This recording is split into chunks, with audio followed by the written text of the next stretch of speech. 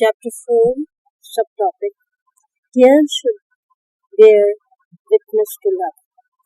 Shiism is thus historically born and continues to exist. Its thinkers and scholars, who are manifestations of these religious warriors, seek profundity and logic. They guard the spirit and the truth. It is they who give the correct orientation to the beginnings of the true Islam. They are to find inner meanings of things. They come to know endurance. They complete the meaning of faithfulness. They protect the truths of Islam. Then, in the dizzy arena of life, they lose their way when they begin to write in the name of philosophy, Sufism, science, literature, and false asceticism. Public thoughts are stricken by Greek and pseudo-Eastern inclinations. All of the Shiite people are a manifestation of the truth to which they remain loyal. They follow sincerity, love, common sense, and sacrifice. It is they who give up their lives in the way of Ali. They follow the way of Ali during the times when force, punishment, and public murders are running the whole of the government. They continue even though lips which are open in his name are closed and blood which is heated by the light is spilled. Speaking about the family of the Prophet in the supposed caliphate of the Prophet is answered by being skinned alive and burned. But today the mass of people still give up so much love. They are still so loyal to see this house. After the passing of many centuries, full of changes, the birth and death of faith, love and thought, people do not go to the door of the palaces of Baghdad. They do not orient themselves to another direction. We see that they still find their way to the walls of Fatima's house and cry in pain.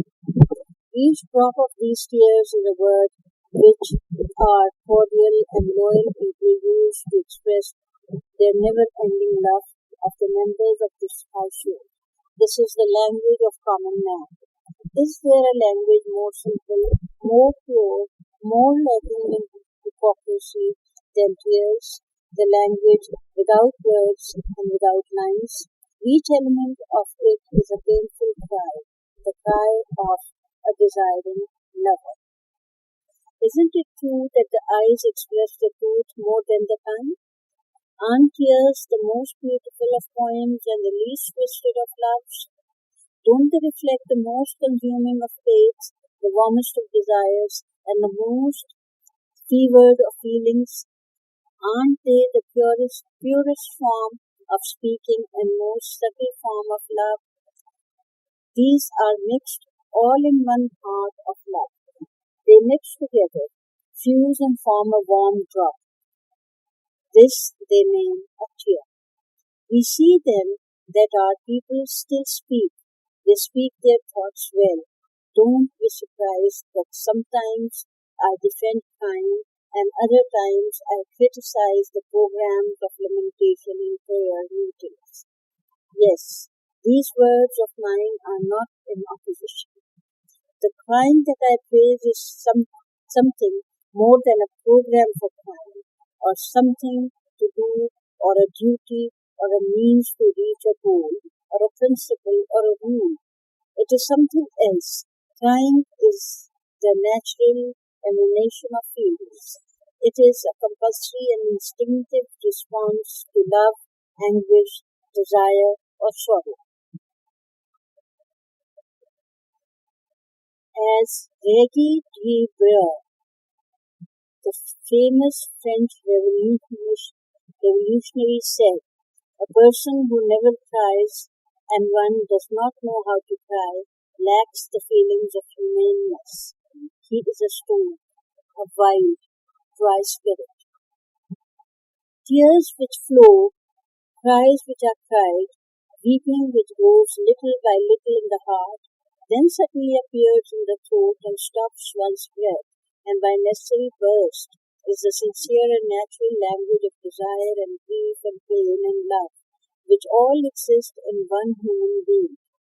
But we can sense without doubt that one who plans a program around crying and knows it to be a goal and a right, a tradition, a religious duty, or a principal job, or a means of gathering profit, or a means towards forwarding of losses, or a means allowing one to continue to violate or continue to fail, those who know it to be a means to a goal and worthy of spiritual reward deludes us. People who are lovers, people who are apart from their beloved, or people who are in mourning because the death of a loved one has broken their hearts, cry and are sad. Whenever their hearts recall their beloved, their tongues speak, their hearts are set afire, and their faces shine, their eyes reflect the same pain, tears flow, and all of them are the signs of suppleness and purity of their deep faith and real love.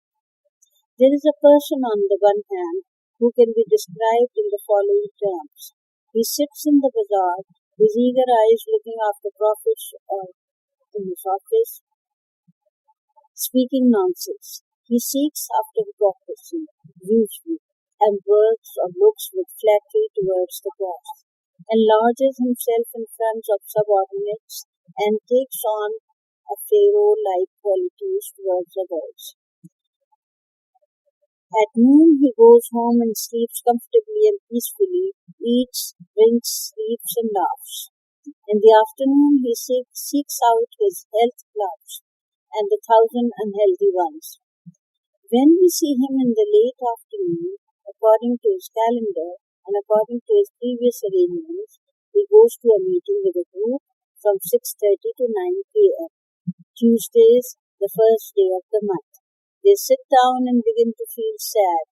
Through much pressure and effort, he manages to make himself cry, and if possible, shed tears. After the programs and crying and mourning and other things related to them, he drinks coffee and tea and smokes the water pipe. Then, with a lighted spirit and victorious conscience, and with the feeling that he has accomplished an important task and taken a step towards his beliefs and his faith or love, he arises and goes after his work and continues his daily schedule until once again it is time for his kind program and the morning program according to his plan and design. Would you call such a person who looks so sad a lover who has seen pain and undergone great difficulties? Time, which does not contain an obligation, an awareness, a knowing of the beloved, an understanding and sensing of faith, is something which is only useful as an eye wash to cleanse it from the pollution of the air. Don't forget that one of the first people who tried for the great Imam Hussain was Umar Saad, who had worked his killing. And the first person who forbid and condemned this kind of crime for Hussain was the great Zainab, Hazrat Imam Hussein's sister. But our people cry because they are lovers. They cry so that they can bind their hearts deeply to their beloved family. It's a real pantheon, a real Olympia, where several lords live who know no language other than tears. People are neither scholars nor philosophers, but rather full of feelings. They are prepared to be sacrificed. No religion, history, or nation has a family such as this. A family where the father is Ali and the mother Fatima, and their sons Hassan and Hussain, and their daughter Zainab. They all live under one roof at one time and are one family. At the same time, there has never been so much love, sincerity, faith, poetry, and blood given to a family by a nation. Our people gather a culture around the door and the roof of Fatima's house. Through this family comes a history full of excitement, movement, courage, and virtues, which has continued to the present time. This history is like a pure river, life-giving for all the past generations of our people, and now in the depths of their spirit, our conscience continues to flow. These are the only people in humanity who have remained faithful to the sorrow of their beloved family. They are the only ones who mourn for the freedom of their champions of justice. Their faith extends throughout their history. They have not forgotten for their virtues, crushed under the feet of sorrow. They continue to mourn. Virtues are destroyed. Truths are tried. Governments create tragedies. They commit murders.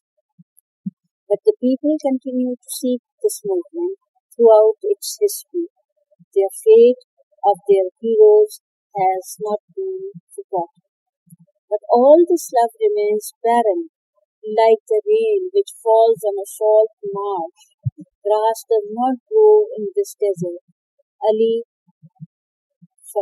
All the sacrifices, investments, readinesses, assemblings, human strengths, powers, and precious energy-giving opportunities are useless efforts.